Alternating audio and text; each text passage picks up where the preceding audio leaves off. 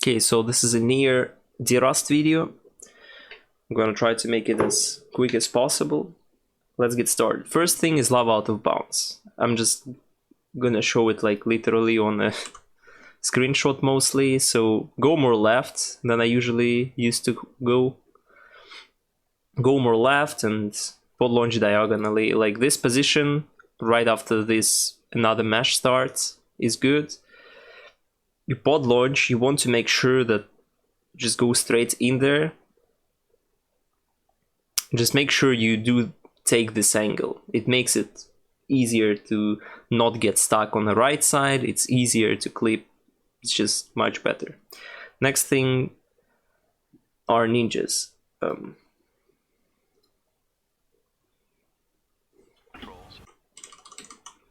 Okay, let me mute. Okay, so first important part is positioning. Okay, where do I throw Digi from? So I use the visual cue at the floor, this brighter part of the floor, to throw the damage glitch on the left. That's first, then neutral dash, instant DG. If this guy survives, I just lock on him. This case I didn't, because it was before I figured out that you can always just lock on this guy if necessary, and you will get a double kill from the guy that is falling and from the guy that is standing in front of you. And the other guy, you just either do, like here I did heavy and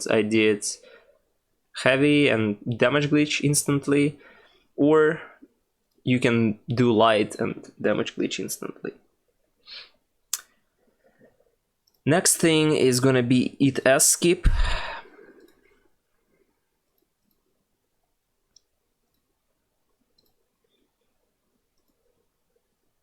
Okay, so in it as skip I just need to specify like the slow-mo cycles and inputs. So you make sure that you slow-mo right before the button press animation ends, like you start the new slow-mo cycle. Like you can see I'm being very specific with it. Then you hold that slow-mo, you dash 3 times. So on the third dash I recycle my slow-mo. After that I start doing heavy, hold heavy, and then I cycle slow-mo again during the hold heavy. Then it's lift heavy, jump heavy, dash, and then you just go along.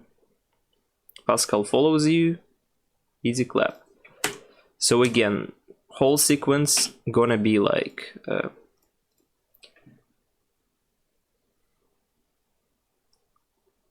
you make sure you cycle slow-mo well. One button press happen. You hold slow-mo, dash 1, 2, 3, cycle slow-mo, heavy after SDing. Cycle slow-mo while heavy is going, like while heavy animation is going, lift heavy, jump heavy, cycle slow-mo after you dash another time, and easy clap. Next thing.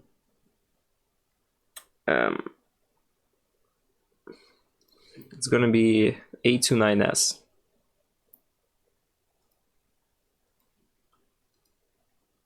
A2S, 9S. So there I just have a visual cue from where I need to throw damage glitch.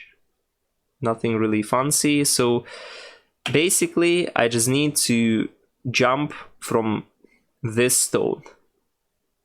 Like that's my visual cue. I just go slowly until this brick. Then I do relatively high jump, like not the instant jump dash, but not a very short jump, and then I do a lot, like as long of a dash as I can to throw damage glitch. And usually that puts damage glitch in a good position. I'm not trying to get like very short dash, because then it can be really bad. Like as you can see, and then you just finish the fight with one more successful damage glitch. You can see I'm not trying to do like a mega short jump, but it's not very high either. Then I do like relatively long dash, damage glitch, SD, dash backwards, another damage glitch, and usually by that time it's all over. Don't even need to do a damage glitch for the last hit, can just do R1 if you are, but you need to do it relatively late to not cancel your own damage glitch, right? So you have to wait until your second damage glitch proceeds fully. Then I need Alayark Desert Apartment as a 9S. Is the next thing we're gonna cover. So it's very simple. I'm just gonna mention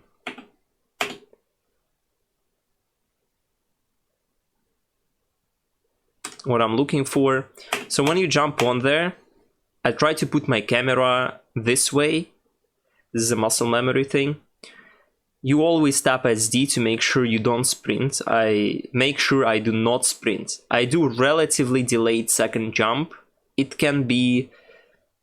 shouldn't be very late, but you should have some delay between your jumps. And then I do instant pod spin after I'm okay with the height that I've got. Sometimes if you delay second jump a lot, right, you end up with with a lot of height, and you either delay your pod spin a little bit to adjust it, or you make a small delay before pod launching for the skip. Then you have to clip. So you have to make sure you do not hug the wall yet. And basically you just need to pod launch along this wall. It's like almost literally along the wall what angle is. Maybe a little bit to the right is going to be better than a little bit to the left in that sense. But it also depends on position, because there, for example, I pod launch relatively a lot left. It's because of my current position. I'm more to the right from the wall, right? So there I mostly just did pod launch like straight forward along the wall. And it worked. Height is not very crucial. It's more about angle and about your position, that you make sure you do not hug the wall yet. So you are not right in the place where you have to clip through. That's probably most of it. And I want to explain 9S War SD quickly.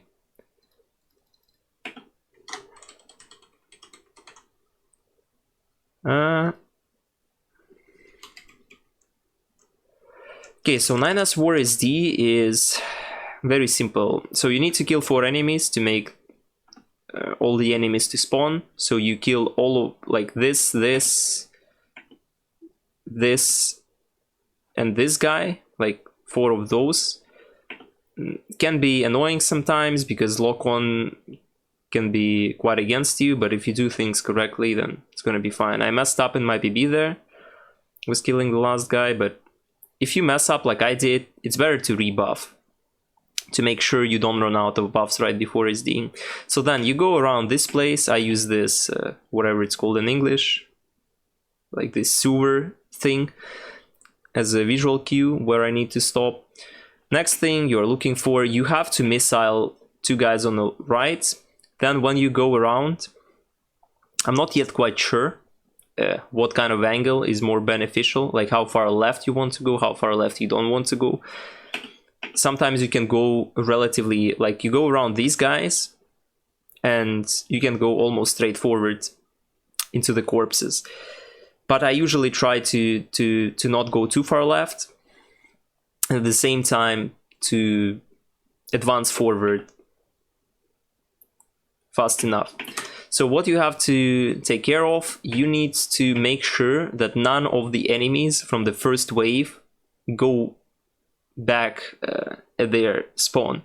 Like sometimes enemies like to de-aggro, and this is why you need to play with your camera relatively carefully to make sure that missiles hit enemies properly around this place. Like this wave of missiles and previous, you have to take care that all the enemies that you need to take care of are in a range of next possible SD. So then this guy, it's a 5th small enemy, and he's usually the only one that will try to hack you. In general, you can technically get hacked by the enemies if you mess up the combat at the start, because the bigger enemies will make enough attacks to start hacking you, let's call it like that. Like, their AI is very aggressive toward you before they attacked you multiple times beforehand. So only small guys are trying to hack you immediately. And this guy, sometimes when he does hack, he can stagger you, right? And you get the stumble animation. So you need to wait until he finishes it to make sure that you don't get this stumble animation, or if you got it, like I did in this attempt, for example, that I do start SDing afterwards. So there I wait. Now I see that it's all good. I SD. Like, this position necessarily isn't... like, position depends a lot on like how enemies aggro, and this is not like 100% consistent. It's, you have to just see where enemies are, and based on that I usually just jump into the corpses and pray. Like, it's not going to work all the time consistently. At least I haven't been able to figure out like 100% consistent way of doing it. But most of the times, if you do very good combat at the start, if you do not make spear guys to like, it's one of the issues with the spear guys that you have to run around is that if they decide to do the dive attack when they jump toward you, you get the perfect evade, it slows you down, and it takes for them to ages to come back to the corpses. Sometimes also there is a sword guy on the left, like this one, I suppose, that really likes to not come close enough, because he does like some random attack or some other bollocks. Or maybe this guy as well. Let me show you. Like this is a spear guy, this is a sword guy. This sword guy also might be an issue because he follows you like along, and he can start an attack like he did there and not come into SD range fast enough for you to get him. So with the time, you just with practice, you'll figure out something sort of consistent. If one enemy survives, it's still not too bad. It's around 20 seconds time loss if it does happen, but for me it would be still faster than fighting them normally. If 2 enemies survive, then it's very bad, especially if an axe dude survives, it's very not good. But if 2 enemies survive, it's very bad, because they will, like, you cannot almost finish an enemy with the taunt, because they will just spam attacks on you and you will get a lot of slow-mo animation, and that's not very good. So yeah, that had been it. That's most of the things I wanted to not forget by the next E ending. What we